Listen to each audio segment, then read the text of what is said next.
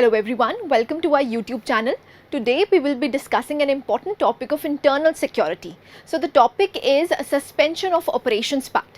इस वीडियो में हम जानने की कोशिश करेंगे कि सस्पेंशन ऑफ ऑपरेशंस पैक्ट क्या था, ये रिसेंटली न्यूज़ में क्यों रहा है। अगर हम इस टॉपिक की बात करते हैं तो this news is in transition. आपकी अपडेटेड वर्जन्स भी आपको देखने को मिलेंगे। जैसे ही कोई अपडेशंस होंगी तो हम दोबारा वीडियो आपके लिए लेके आएंगे। इस पर्टिकुलर वीडियो में हम जानने की कोशिश करेंगे कि इंसर्जेंसी क्या होती है।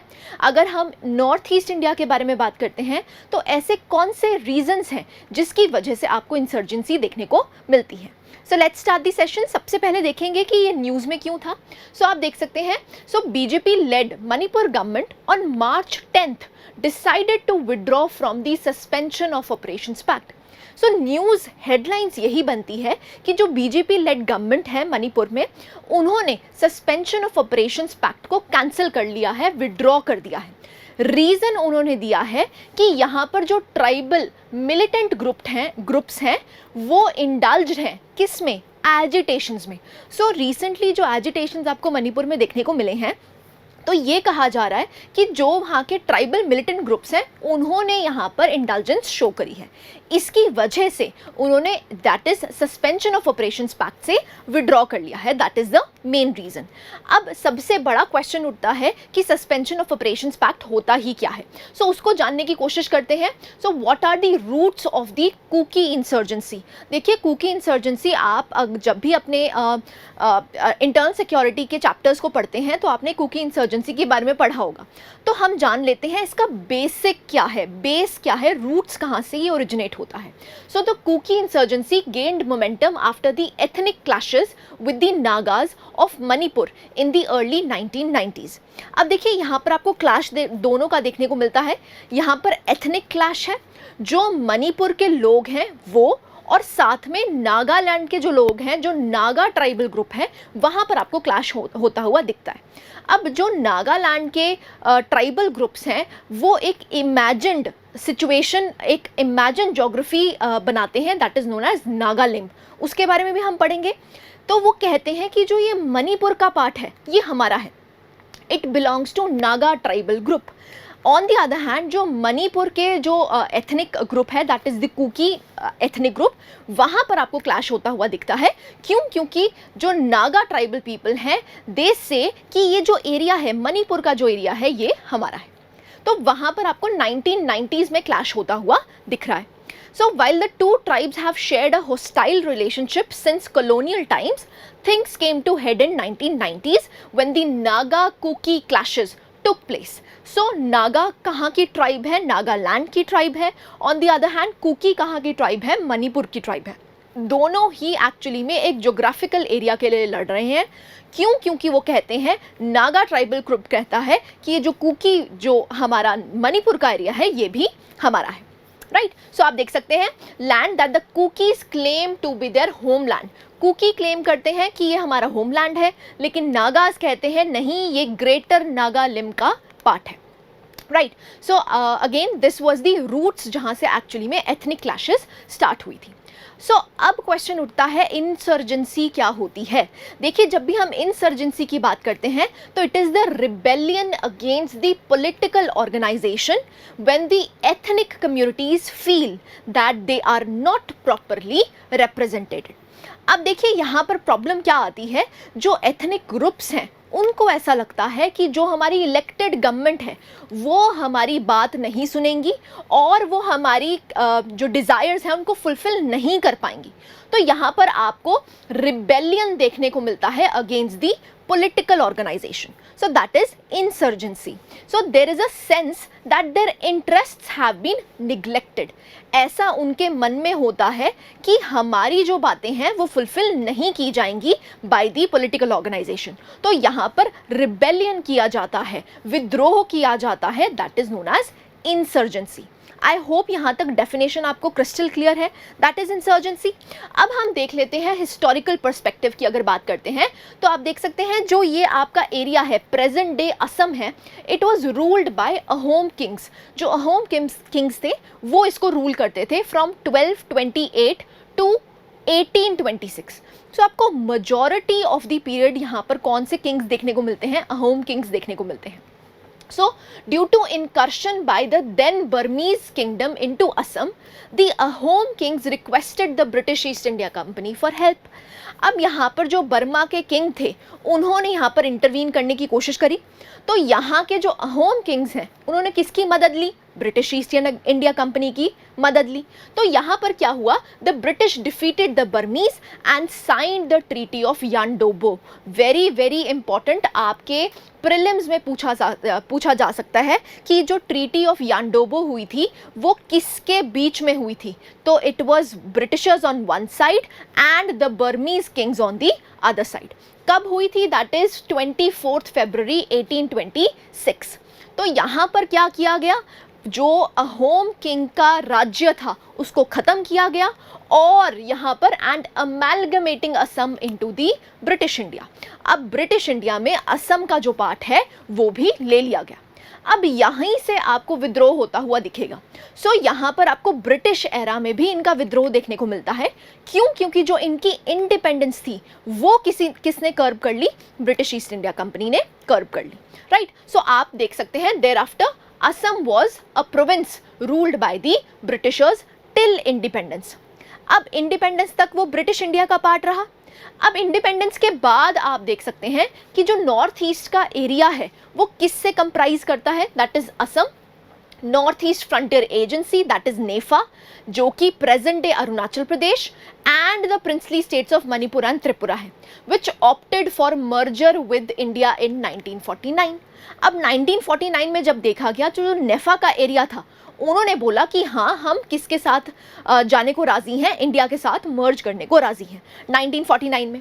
अब हुआ क्या? जो प्रेजेंट डे नागालैंड है, मेघालय है, मिजोरम है, they were the part of Assam. ये पहले किसका पार्ट रह चुके हैं?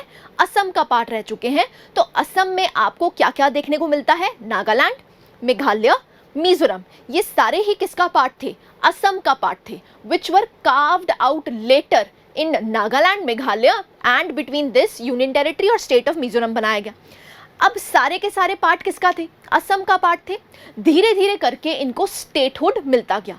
सबसे पहले यूटी बनाया गया कुछ स्टेट्स को, और कुछ स्टेट्स को यहाँ पर स्टेट की रिकॉग्निशन दे दी गई, राइट।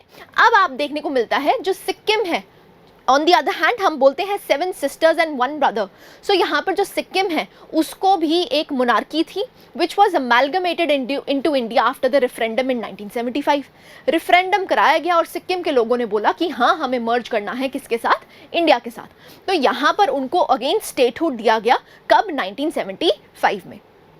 अब जो प्रेजेंट डे सिचुएशन की अगर बात करते हैं तो नॉर्थ ईस्ट इंडिया आपको एक मेल्टिंग पॉट की तरह देखने को मिलता है। देखिए मेल्टिंग पॉट का मतलब क्या होता है कि जितने भी एथनिक ट्राइबल ग्रुप्स हैं वो एक्चुअली में अपने आप को मर्ज कर चुके हैं, मेल्ट कर चुके हैं इनटू इंडियननेस, कि सारे के सारे they are a part of India. So that is कि एथनिक ग्रुप्स जो हैं उन्होंने अपने कल्चर्स को छोड़ के एक कॉमन कल्चर को अपना लिया है और ये इंडिया में मर्ज कर चुके हैं। क्यों? क्योंकि सारे ही पार्ट्स जितने भी स्टेट्स एग्जिस्ट करते हैं वो किसका पार्ट है? इंडिया का पार्ट है। तो तभी कहा जाता है has been a melting pot of various tribes, languages, cultures, history and ethnicities. अब आपको पता है कि जब भी हम एथनिक कल्चर्स की बात करते हैं तो उनका जो कल्चर है वो काफ़ी पुराना है, तो इनको हमने स्पेशल प्रिविलेजेस दे रखी हैं अंडर आर्टिकल 371। सो यहाँ पर स्पेशल प्रिविलेजेस क्यों दी हैं? कि जो तुम्हारा कल्चर है, जो तुम्हारी लैंग्वेज है, जो तुम्हारी हिस्ट्री है, आप उनको प्रिजर्व कर सकें, right. So this is the historical perspective. अगर हम rise of insurgency North East India की बात करते हैं, सो देखिए जब ब्रिटिशर्स थे, जब ब्रिटिशर्स के अधीन रहा है तो ब्रिटिशर्स की पॉलिसी हमेशा से क्या रही थी? नॉन इंटरफेरेंस की। सो आप देख सकते हैं कि ब्रिटिशर्स ने काफ़ी ज़्यादा यहाँ पर इंटरवीन करने की कोशिश ही नहीं की। सो आप देख सकते हैं नॉन इंटरफेरेंस इन नॉर्थ ईस्ट इंडिया। लेकिन जब हम न्यूली इंडिपेंडेंट हुए 1947 में, तो हमारा सबसे मेजर टास्क क्या था? यूनाइट करने का, कि हम चाहते थे जितने भी छोटे छोटे प्रिंसली स्टेट्स हैं हम उनको यूनाइट करके एक इंडिया बना दें। तो प्रॉब्लम वहीं से आपको स्टार्ट होती हुई दिखती है। The integration of these distinct cultures of north East India into the main stream was generally met with resentment। अब ये जो एथनिक ट्राइबल लोग थे, इन्होंने बोला कि अगर आप मर्ज कर रहे हैं, हम आपके साथ मर्ज होना चाहते हैं, लेकिन जो हमारा कल्चर है, जो हमारी हिस्ट्री है, हम वैसे ही रहना चाहते हैं। तो ये जो मेन स्ट्रीम में लाने की जिद थी, किसकी? इंडिपेंडेंट इंडिया की, उनकी वजह से आपको यहाँ पर रेपरकशंस देखने को मिलते हैं, रिजेंटमेंट देखने को मिलती है। Right, so the insurgency started with Naga hills. सबसे पहली इंसर्जेंसी मतलब यहाँ पर रिबेलियन अगेंस्ट पॉलिटिकल ऑर्गेनाइजेशन कहाँ पर देखने को मिलता है? नागा हिल्स में देखने को मिलता है, जिनका लीडर कौन था? फीजो। कौन था? Piezo. So the Naga national council NNC declared independence from India on 14 अगस्त 1947। सो सबसे पहली रिजेंटमेंट आपको कहाँ पर देखने को मिलती है? नागा हिल्स में देखने को मिलती है, जिनका लीडर कौन था? फीजो। इन्होंने दैट इज नेशनल काउंसिल बनाई, that is Naga national council, और उन्होंने अपने आप को इंडिपेंडेंट घोषित कर दिया। कब? 14 अगस्त 1947 में। अब बहुत सारे पॉलिटिकल सेटलमेंट्स करने की बात करी गई, लेकिन फिर भी अभी भी आपको नॉर्थ ईस्ट इंडिया में इंसर्जेंसी देखने को मिलती है। राइट, अभी तक भी वहां पर आपको अनरेस्ट देखने को मिलता है। अब यहां पर क्या करना पड़ा? इंडियन आर्मी को इंटरवीन करना पड़ा, and they were ordered to undertake counter insurgency operations in January 1956। So यहां पर जो नागा हिल काउंसिल है, जो नागा हिल्स है, they were disturbed as they were categorised as disturbed area. तो यहां पर इंडियन आर्मी को इंटरवीन करना पड़ा, और जैसा कि आपको पता है वहां पर आपको एफस्पा लगाना पड़ा। Right, so these were the roots जहां से एक्चुअली में इंसर्जेंसी स्टार्ट होती है। अब देखिए, अगर हम रीजंस की बात करते हैं तो सिंपल सी बात है, क्योंकि बहुत सारे एथनिक कल्चर्स आपको देखने को मिलते हैं, बहुत सारी एथनिसिटीज़ देखने को मिलती हैं, तो वहाँ पर आपको क्लैशेस होने लाजमी हैं।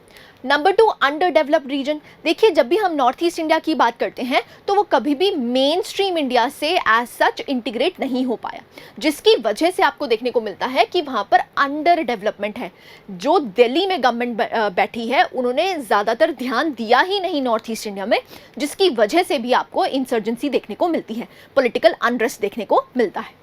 Next, lack of economic development. अगर हम इकोनॉमिक इंडिकेटर्स या सोशो इकोनॉमिक इंडिकेटर्स की बात करते हैं तो नॉर्थ ईस्ट इंडिया काफ़ी पिछड़ा हुआ है, तो वहाँ पर अगेन डेवलपमेंट नहीं हुई, तभी आपको इकोनॉमिक डेवलपमेंट भी देखने को नहीं मिलती है। प्लस ये जो ट्राइबल ग्रुप्स हैं, they have a sense of isolation, deprivation and exploitation.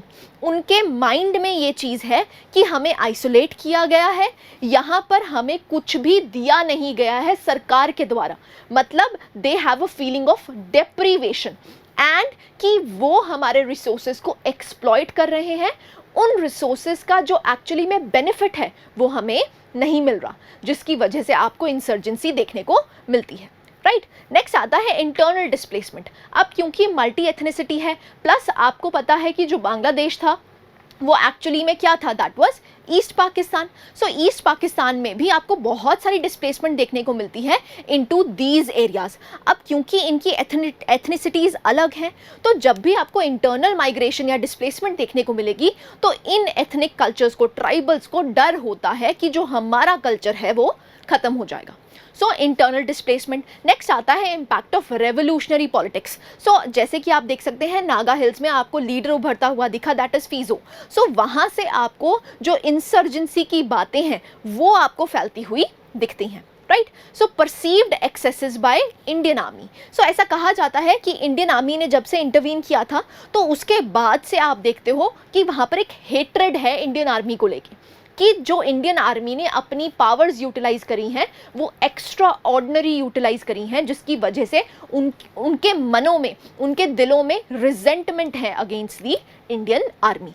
तभी भी आपको इंसर्जेंसी ज़्यादा देखने को मिलती है in the North East India. I hope यहाँ तक क्लैरिटी है।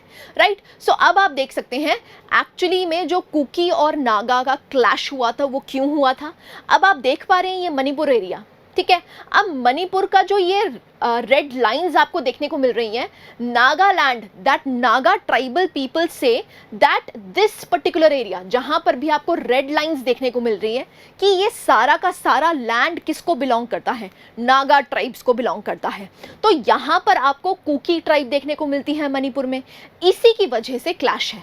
क्यों? क्योंकि कुकीज क्लेम करते हैं कि ये हमारा होमलैंड है, लेकिन नागा ट्राइबल ग्रुप्स क्या क्लेम करते हैं कि ये जो ग्रेटर नागालैंड है, ये सारा का सारा एरिया हमारा है। Right, so this is Naga and Kuki clash.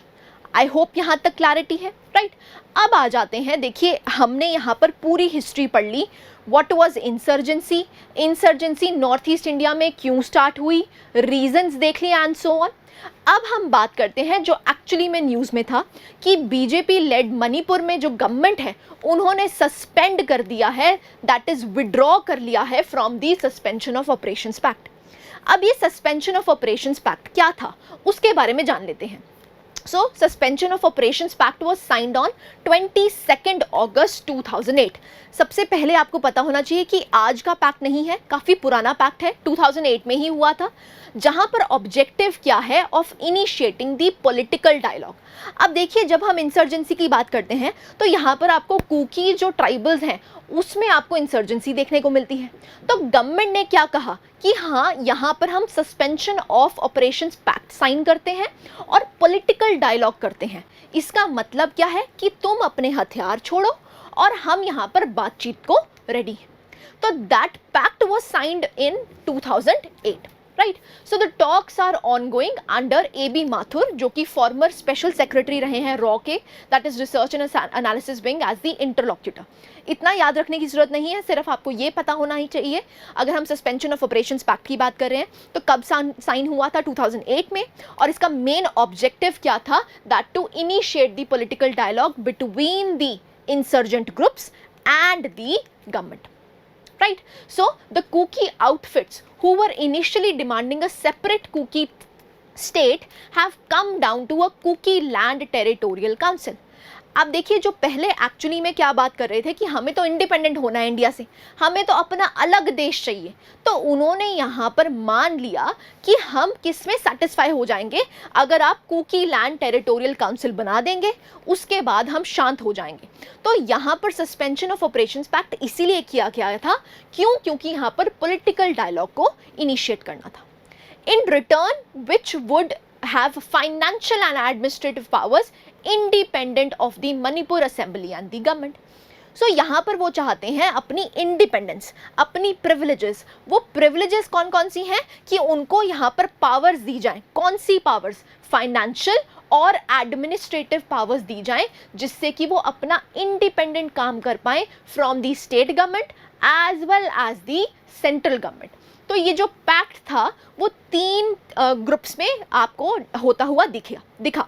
एक तो ट्राइबल्स जो कि इंसर्जेंट ग्रुप से, दूसरा स्टेट गवर्नमेंट और तीसरा central government. So suspension of operations pact इसीलिए किया गया था। अब इसकी टर्म्स क्या है वो हम देख लेते हैं। सबसे पहली टर्म थी कि जो भी सिक्योरिटी फोर्सेस हैं including the state and the central forces are not to launch any operations nor can underground groups. So यहाँ पर कोई भी ऑपरेशन नहीं करे जाएंगे, चाहे फिर वो इंडियन आर्मी हो चाहे वो स्टेट पुलिस हो, उनके द्वारा यहाँ पर कोई भी ऑपरेशन नहीं करे जाएंगे against the insurgent groups. Next, signatories of UPF, that is United People's Front, and KNO, that is Kuki National Organization, shall abide by the Constitution of India, the laws of the land and the territorial integrity of Manipur. तो यहाँ पर जो भी insurgent groups थे, जिनमें से 2 major आपको देखने को मिलते हैं, UPF that is United People's Front और KNO that is Kuki national organisation, ये दोनों ही जो इंसर्जेंट ग्रुप्स हैं ये किसको अबाइड करेंगे? कॉन्स्टिट्यूशन ऑफ इंडिया को अबाइड करेंगे और यहाँ पर टेरिटोरियल इंटेग्रिटी को मेंटेन करेंगे। ठीक है, तो यहाँ पर ये इनकी टर्म्स एंड कंडीशंस थी। The militant cadres are to be confined in designated camps. जो भी आपके मिलिटेंट गार्डर्स हैं उनको यहाँ पर कन्फाइन किया जाएगा एक कैंप में। वो कैंप जो है that will be identified by the government. So यहाँ पर जो आर्म्स हैं they are deposited with the government और ये जो आर्म्स हैं ये सिर्फ अपनी सेल्फ प्रोटेक्शन के लिए ही यूज़ कर सकते हैं, यहाँ पर आर्म्ड रिबेलियन ये नहीं कर सकते, right. So this was the terms and conditions. Next, as a rehabilitation pact, so यहाँ पर गवर्नमेंट भी हेल्प कर रही है, जिनको जो भी मिलिटेंट गार्डर्स इस कैंप में रह रहे हैं उनको मंथली स्टाइपेंड दिया जाएगा 5,000 का। तो यहाँ पर स्किलिंग की जाती है, उनको फाइनेंशियल एड दी जाती है, जिसकी वजह से वो इंसर्जेंसी में वापस ना जाएं, राइट। सो कैंप्स भी बनाए गए हैं, उस कैंप्स में जो मिलिटेंट ग्रुप्स रह रहे हैं उनको गवर्नमेंट हेल्प भी कर रही है, एड भी कर रही है, जिससे कि इंसर्जेंसी यहाँ पर स्टेबलाइज हो पाए और एक पॉलिटिकल डायलॉग हो पाए। So this was the suspension of operations pact. So अब what is the next step? देखिए यहाँ पर ये कहा गया है, जो हमारे होम मिनिस्टर हैं that is Amit Shah, ahead of 2022 elections promised to solve the cookie issue if the BJP was voted to power. So उन्होंने कहा कि अगर बीजेपी अगर पावर में आती है तो यहाँ पर जो कुकी इशू है हम इसको रिजॉल्व कर देंगे। तो जितने भी मिलिटेंट नेशनल ग्रुप्स हैं, जो मिलिटेंट ग्रुप्स आपको मणिपुर में देखने को मिलते हैं, चाहे फिर वो यूपीएफ हो या फिर केएन हो, दोनों ने ही सपोर्ट किया है बीजेपी को।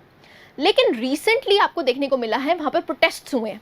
वो प्रोटेस्ट में गवर्नमेंट कहती है कि इन मिलिटेंट ग्रुप्स का हाथ है। तो इसका मतलब क्या है? इन्होंने पैक्ट को प्रॉपरली फॉलो नहीं किया, क्योंकि पैक्ट में ये लिखा गया था कि कोई भी एजिटेशन ऐसी नहीं की जाएगी जो एक्चुअली में हानिकारक हो टेरिटोरियल इंटेग्रिटी के लिए। तो यहाँ पर गवर्नमेंट कह रही है कि जो रीसेंट एजिटेशंस हुई हैं उन एजिटेशंस में एक्चुअली किसका हाथ है? इन मिलिटेंट ग्रुप्स का हाथ है। इसीलिए बीजेपी लेड गवर्नमेंट ने एक्चुअली में क्या किया है? They have withdrawn from the separation of operation act, right. So इसीलिए यहां पर रेवोकेशन हुई है आपको SOO की। सो अगेन ये न्यूज इन ट्रांजिशन है। अब इसके बाद सेंट्रल गवर्नमेंट क्या स्टेप लेगी उसके बारे में हम जानने की कोशिश करेंगे जब भी डेवलपमेंट होगी। अभी इस वीडियो में आपको प्रोबेबली इंसर्जेंसी समझ आई होगी, नॉर्थ ईस्ट इंडिया में क्या प्रॉब्लम है, कुकी और नागा का क्या क्लैश है, और जो कुकी ट्राइबल ग्रुप्स हैं वो एक्चुअली में गवर्नमेंट से क्या मांग रहे हैं वो आपको क्लियर हुआ होगा, right. So this was the topic all about. आज हम एक MCQ प्रैक्टिस कर लेते हैं। सो आपको बताना है which of the following are correctly matched. आपको यहाँ पर ऑपरेशंस दिए गए हैं, ईयर दिया गया है और प्लेस दिए गई है। सो आपको बताना है कौन कौन सी करेक्टली मैच्ड है। पहला है that is operation polo. Operation polo किया गया था गवर्नमेंट के द्वारा in 1948 at the place Hyderabad. Next आता है that is operation blue bird 1987, ये किया गया था मिजोरम में। और थर्ड स्टेटमेंट आती है that is operation black tornado, जो कि 2008 में की गई थी और कहाँ पर हुई थी? That is Mumbai. तो आपको बताना है कौन से करेक्टली मैच्ड हैं। आपके पास ऑप्शंस हैं 1 and 2, 1 and 3, 2 and 3, और इज इट 1, 2 and 3। सो आप वीडियो को पॉज कर सकते हैं। अब देखिए बिल्कुल फैक्चुअल सा क्वेश्चन है, इसमें आप कोई भी इंटेलिजेंस नहीं लगा सकते हैं। अगर आपको ऑपरेशंस के नाम पता है, ईयर पता है, प्लेस पता है, तभी आप ये क्वेश्चन को अटेम्प्ट कर पाएंगे। तो हमारा मकसद यही है। अगर आपको ये क्वेश्चन नहीं भी आता है तो एटलीस्ट आप ये जो major operations that are held by the government वो आपको पता होने चाहिए। सो अगर हम आंसर की बात करते हैं, आंसर आपका बन जाता है B, that is 1 and 3 are correct. कौन से करेक्ट है? 1 और 3। ऑपरेशन पोलो कब किया गया था? 1948 में हैदराबाद में, जब हैदराबाद को एक्चुअली में इंटीग्रेट करना था इंडिया में, तब किया गया था। अगर हम ऑपरेशन ब्लू बर्ड की बात करते हैं तो ये मिजोरम में नहीं मणिपुर में किया गया था। कहाँ किया गया था? मणिपुर में किया गया था, हुआ 1987 में ही था। उसके बाद ऑपरेशन ब्लैक टोर्नेडो 2008 में किया गया है, कहाँ पर? मुंबई में। सो आप यहाँ पर एक्सप्लेनेशन देख सकते हैं। अगेन अगर हम ऑपरेशन ब्लैक टोर्नेडो की बात करते हैं 2008, कहाँ पर? Mumbai Maharashtra, against the 2008 Mumbai terror attacks. जब मुंबई टेरर अटैक्स हुए थे उसके बाद गवर्नमेंट ने जो ऑपरेशन लागू किया था that was operation black tornado. ऐसे ही अगर हम ऑपरेशन ब्लू बर्ड की बात करते हैं 1987 में हुआ है, कहाँ पर हुआ है? मणिपुर में हुआ है, ना कि मिजोरम में। So Indian retaliation operation to 1987 attacks on the Assam Rifles. So insurgent groups ने क्या किया था, असम राइफल्स पे अटैक किया था, उसके अगेंस्ट यहाँ पर ऑपरेशन चलाया गया था 1987 में। ऐसी अगर हम ऑपरेशन पोलो की बात करते हैं, 1948 कहाँ पर इस्टेब्लिश किया गया है, Hyderabad, and Indian armed forces ended the rule of Nizam of Hyderabad. So integrate किया गया था हैदराबाद को with the Union of India. Right? So this was all about जहाँ पर हमने इस टॉपिक को holistically cover किया है. I hope you like the session. Thank you very much.